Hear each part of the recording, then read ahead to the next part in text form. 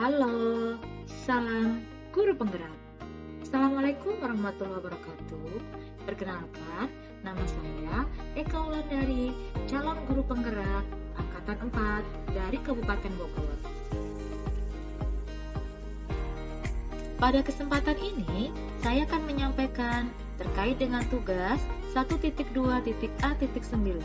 koneksi antar materi dalam rangka pemenuhan tugas program pendidikan guru penggerak. Beberapa poin terkait koneksi antar materi ini. Yang pertama, apa yang Anda pahami terkait dengan guru penggerak? Yang kedua, apakah ada keterkaitan antara nilai, peran dari seorang guru penggerak dengan filosofi Ki Hajar Dewantara?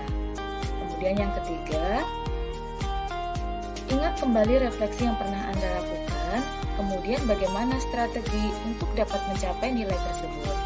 Yang keempat, siapa sajakah yang mungkin akan terlibat untuk mewujudkan peran dan nilai ini? Lalu bagaimana peranannya? Baik, kita mulai dari yang pertama. Apa yang Anda pahami terkait dengan guru penggerak? Guru penggerak merupakan pemimpin dalam pembelajaran yang mampu mendorong tumbuh kembang murid secara holistik, sesuai dengan kodrat yang ada dalam dirinya, serta mampu secara aktif dan proaktif mengembangkan pendidik lainnya untuk mengimplementasikan pemikiran Ki Hajar Dewantara, yaitu pembelajaran yang berpusat pada murid, serta mampu menjadi teladan transformasi ekosistem pendidikan untuk mewujudkan merdeka belajar. Oleh karena itu, guru penggerak harus memiliki nilai-nilai mandiri, reflektif, inovatif, kolaboratif, dan berpihak pada murid. Dengan nilai-nilai tersebut, seorang guru penggerak diharapkan bisa mengemban peran menjadi pemimpin pembelajaran, menggerakkan komunitas praktisi, menjadi coach bagi guru yang lain, mendorong kolaborasi antar guru, serta mewujudkan merdeka belajar. Filosofi Ki Hajar Dewantara mengenai pendidikan dan pengajaran, yakni diantaranya terkait dengan ing ngarsa sung tulodo. Di depan menjadi contoh. Ing madya mangun karso. Di tengah memberi atau membangun semangat. Tutpuri handayane. Di belakang memberi dorongan.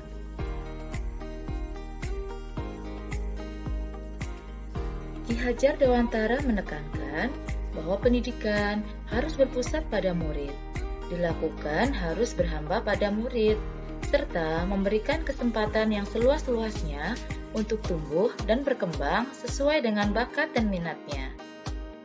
Kehadiran guru penggerak sebagai pilot project program Merdeka Belajar adalah memastikan pemikiran Ki Hajar Dewantara diimplementasikan dalam kegiatan pembelajaran. Guru penggerak juga harus mampu menjadi teman yang penuh dengan inspirasi bagi guru-guru yang lain, serta mampu menyemangati dan menguatkan dalam hal seperti apapun kondisinya yang dihadapi di lapangan nanti.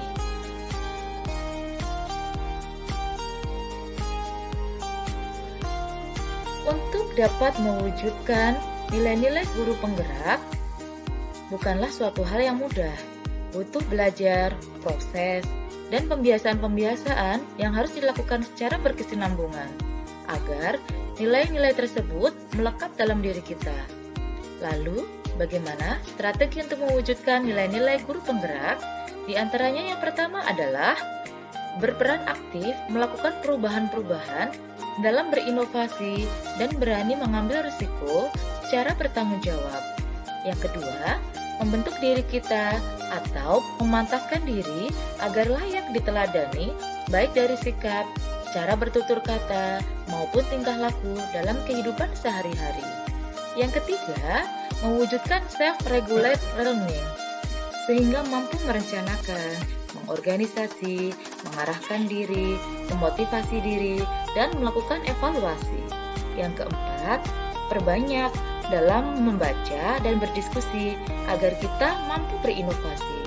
Yang terakhir, tidak menganggap diri kita yang paling pintar, karena akan menutup ruang kolaborasi dengan teman guru yang lain.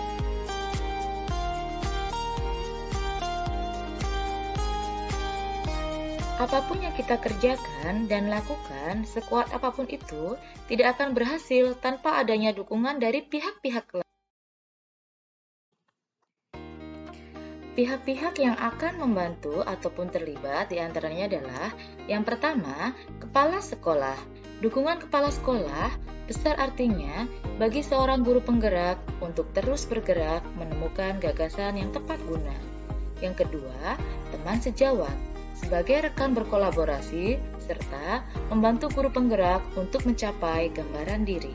Yang ketiga, orang tua atau wali murid sebagai sumber informasi kemajuan belajar murid di rumah harus dilebatkan dalam merancang pendidikan yang lebih terencana. Sehingga pertemuan dengan orang tua murid harus dilakukan lebih rutin, tidak hanya melalui rapat komite atau saat murid mendapatkan masalah, tapi pertemuan dengan orang tua bisa dilakukan setiap saat. Berikutnya, murid. Dukungan partisipasi aktif pada implementasi setiap gagasan, murid tidak hanya sebagai objek, tapi juga sebagai subjek dalam pembelajaran. Yang berikutnya adalah warga sekolah lain. Sebagai tokoh netral dalam proses pembelajaran, dapat memberikan masukan terkait efisiensi proses perubahan yang sedang dilakukan tanpa melibatkan ego pribadi. Yang terakhir, komite sekolah sebagai perwujudan dari orang tua atau wali murid. Komite sekolah mempunyai peran untuk menjangkau semua lapisan sekaligus pemacu agar guru penggerak berani mengambil langkah yang lebih konkret.